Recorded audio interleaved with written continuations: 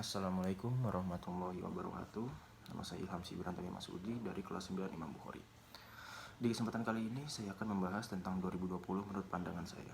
2020 adalah tahun yang berat bagi kita semua, mulai dari banjir, lalu ada gunung Merapi meletus, dan yang terakhir kita rasakan ini adalah pandemi.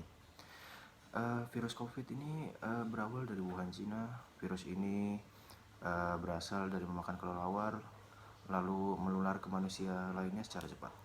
Virus ini dapat masuk melalui lubang hidung maupun mulut. Oleh karena itu, kita diwajibkan menggunakan masker dan menjaga jarak ketika keluar rumah. Saat pertama kali virus ini sampai di Indonesia, banyak permasalahan yang muncul. Yang pertama, orang-orang membeli kebutuhan secara berlebihan. Lalu yang kedua itu ada harga masker yang melambung tinggi karena banyak orang yang menimbun masker. Lalu yang akhirnya jumlah COVID di Indonesia meningkat drastis. Karena banyak orang Indonesia yang tidak percaya akan adanya COVID sehingga mereka melalaikan protokol COVID. Pada akhirnya pemerintah memutuskan untuk menerapkan lockdown dan akhirnya membuat Indonesia berubah drastis. Masyarakat Indonesia yang baru pertama kali mendengar lockdown langsung takut, panik, dan bingung. Awalnya kita pasti kaget karena gaya hidup kita berubah dan semuanya dikerjakan secara online. Kita juga panik akan kehabisan bahan makanan dan pada akhirnya pemerintah menetapkan work from home dan BDR yang mengharuskan diri kita untuk belajar maupun bekerja dari rumah. Oleh karena diharuskan bekerja dari rumah, banyak orang yang kehilangan pekerjaan karena pekerjaan mereka tidak dilakukan secara online atau harus dilakukan di lapangan atau di tempat kerja mereka. Dan yang hobi jalan-jalan atau keluar rumah, mau gak mau, suka gak suka, sekarang mereka harus berdiam diri di rumah. Namun tidak sedikit juga masyarakat yang nakal keluar rumah dengan tidak menggunakan masker dan tidak menjaga jarak mereka. Kondisi ini banyak terjadi di pasar tradisional maupun tempat perbelanjaan tradisional lainnya. Namun kita tidak boleh hanya melihat satu sisi negatif, kita juga perlu melihat sisi positifnya. Contoh sisi positifnya yang pertama adalah kita dapat menguasai teknologi lebih dalam. Seperti yang sebelumnya kita tidak mengenal yang namanya Zoom atau Google Drive dan lain-lain, sekarang kita lebih mengenalnya. Lalu kita dapat menghabiskan waktu lebih banyak dengan keluarga dengan cara mengobrol dan lain-lain. Terus kita juga membuat kita lebih peduli terhadap kesehatan yang sebelumnya kita masih cuci tangan atau membersihkan diri, sekarang kita lebih rajin.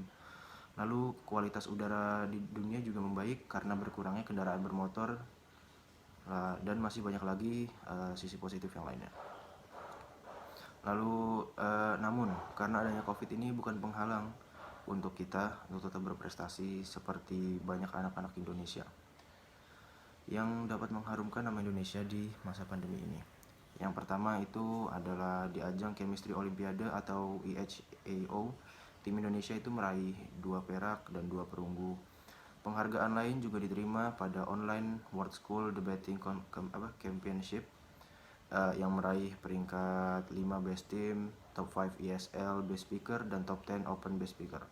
Lalu pada International Olympic Informatics, tim Indonesia berhasil memboyong 1 emas, 1 perak, dan 2 perunggu. Sedangkan di International Mathematics Olympiade, Indonesia meraih 2 emas, 2 perunggu, dan 2 honorable mention. Itu berarti pelajar Indonesia tetap bisa berprestasi walaupun di masa-masa seperti ini. Oke, sekarang kita masuk ke bagian ekonomi. Sampai pertumbuhan ekonomi Indonesia di angka minus 2,07%. Ini benar-benar anjlok karena di tahun sebelumnya kita plus 5,02%. Di pasar modal juga sama, langsung anjlok di level terendahnya, yaitu anjlok 37,49% di level 3.937. Perekonomian kita benar-benar kacau. Intinya kita harus tetap semangat dan menghadapi cobaan ini dengan penuh kesabaran. Mungkin sekian dari saya. Wassalamualaikum warahmatullahi wabarakatuh.